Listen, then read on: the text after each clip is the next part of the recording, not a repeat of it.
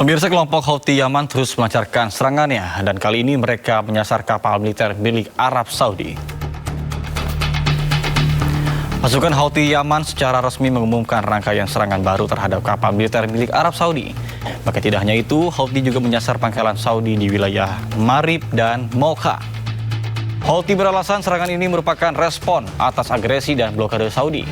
Anggota Biro Politik Ansarullah Ali Al-Dailami mengatakan bahwa serangan terhadap kapal dan posisi militer Saudi adalah bagian dari strategi pertahanan. Adapun serangan ini semakin meningkatkan tensi antara pasukan Houthi dengan Arab Saudi.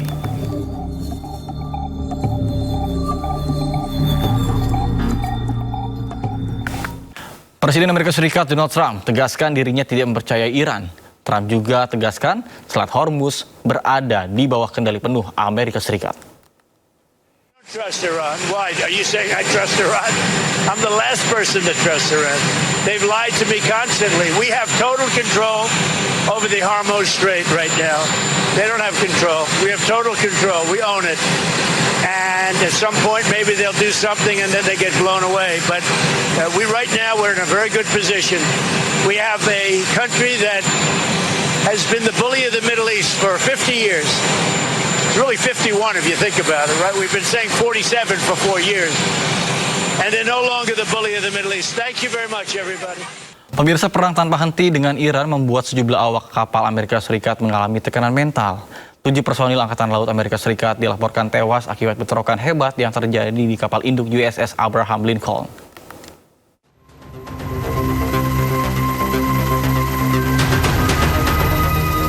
Bentrokan hebat terjadi antara personel Angkatan Laut Amerika Serikat di kapal induk USS Abraham Lincoln. Menurut laporan sejumlah media, insiden ini bermula ketika seorang penasihat untuk Komando Pusat Amerika Serikat, Brad Cooper, menanggapi keluhan dari para awak kapal. Penasihat ini disambut cemoohan saat berbicara.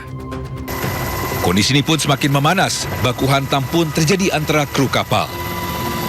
Akibatnya 7 personel militer Amerika Serikat tewas dan melukai sejumlah awak kapal lain. Kini dilaporkan kondisi di atas kapal masih tegang dan tidak menentu. Kapal induk USS Abraham Lincoln sudah berada di laut selama 208 hari berturut-turut dan menjadi masa pengerahan tanpa henti terlama bagi kapal induk Amerika Serikat.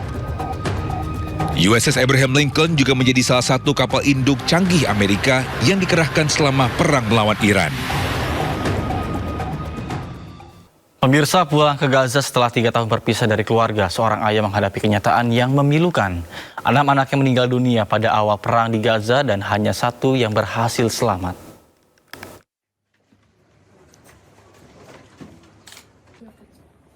Hampir 3 tahun meninggalkan Gaza, Ahmad Al-Sikili akhirnya pulang ke rumahnya. Namun, kepulangannya menjadi momen penuh duka. Lantaran 6 dari 7 anaknya tewas pada Desember 2023, awal perang Gaza. Ia sebelumnya bekerja di Israel hingga perang memaksanya pergi ke wilayah tepi barat. Kemudian ia ditahan di penjara Ofer selama 15 hari. جاني خبر من الأردن على استشهاد أطفال ال6 في 8/12/2023 أول الحرب. جاني الخبر هذا خبر صادم كان بالنسبة إلي خبر يعني مفزع هيك زعلنا ويعني أنا غيبت ونقلونا على مستشفيات رام الله ركبوا لنا محاليل وهذا بعد فترة يعني ما صحصحت. معايا 7 أطفال استشهدوا 6 محمد مهند كنار ريان بسند إلين. أنا من سكان حي سجاعية. أول الحرب كنت قاعدة في البيت. لما صارت الحرب نفس اليوم اللي الدنيا قامت فيه أنا ما تمتني في السجاعية، طلعت من السجاعية على الصحابة وأنا في الطريق جوزي بقول لي وين أنت؟ بقول له أنا نزحت من السجاعية حاليا أنا متوجهة لبيت أهلي لأنها منطقة آمنة. Kini, prioritas mereka adalah memastikan satu-satunya putri mereka yang selamat dapat melanjutkan pendidikan yang layak dan meraih masa depan yang lebih baik.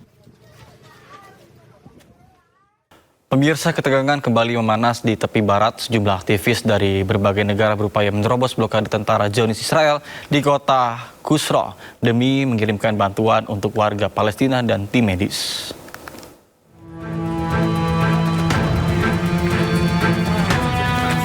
Para aktivis berjalan menuju sejumlah rumah yang disebut berada dalam pengepungan di kawasan Ras Al Ain, Kusra, tepi barat.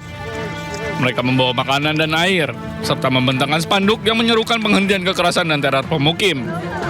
Namun, aksi solidaritas ini terhenti saat para aktivis berhadapan dengan tentara Zionis Israel.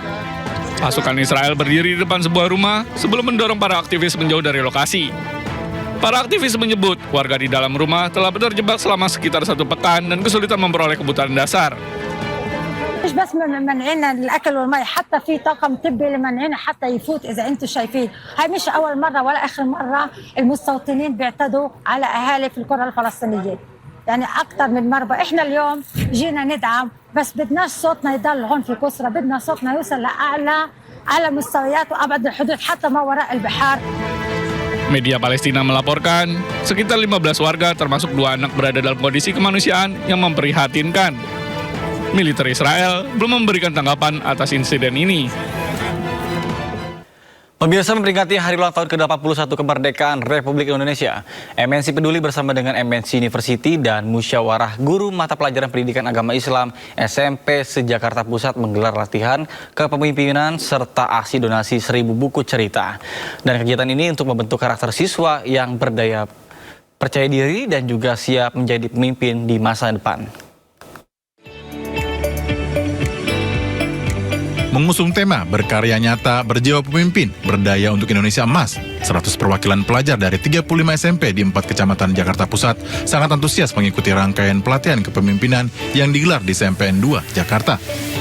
Kegiatan yang digagas oleh MNC Peduli, MNC University dan Musyawarah Guru Mata Pelajaran Pendidikan Agama Islam SMP se-Jakarta Pusat ini membekali para siswa SMP anggota Rohis dengan materi kepemimpinan seperti public speaking, problem solving, hingga games leadership. Yang di sini kita harapkan mereka bisa menjadi belajar menjadi seorang pemimpin, berpikir secara baik ya ke depan itu bagaimana, sehingga pada saatnya nanti mereka itu siap untuk terjun ke masyarakat, terutama dalam hal bagaimana menjadi pemimpin. Pastinya kami sebagai pengurus MGMP dalam rangka peringatan Hari Kemerdekaan Republik Indonesia yang 81, kami memberikan pembelajaran kepada anak kami, Rohis, untuk menjadi pemuda yang siap. Sebagaimana tema kami, kegiatan kami adalah pemuda saat ini, pemimpin bangsa. Dalam kegiatan ini, para siswa juga dibekali materi public speaking untuk membentuk keberanian serta rasa percaya diri dengan teknik komunikasi yang baik, serta berbagai games yang dapat meningkatkan jiwa leadership mereka. Nah, public speaking ini sangat perlu mereka kuasai karena di sini adalah kesempatan mereka belajar untuk menyampaikan gagasan ataupun ide kepada orang-orang. Sangat bermanfaat karena setiap kita bertemu dengan seseorang, kita harus bisa berbicara dengan lancar dan lantang.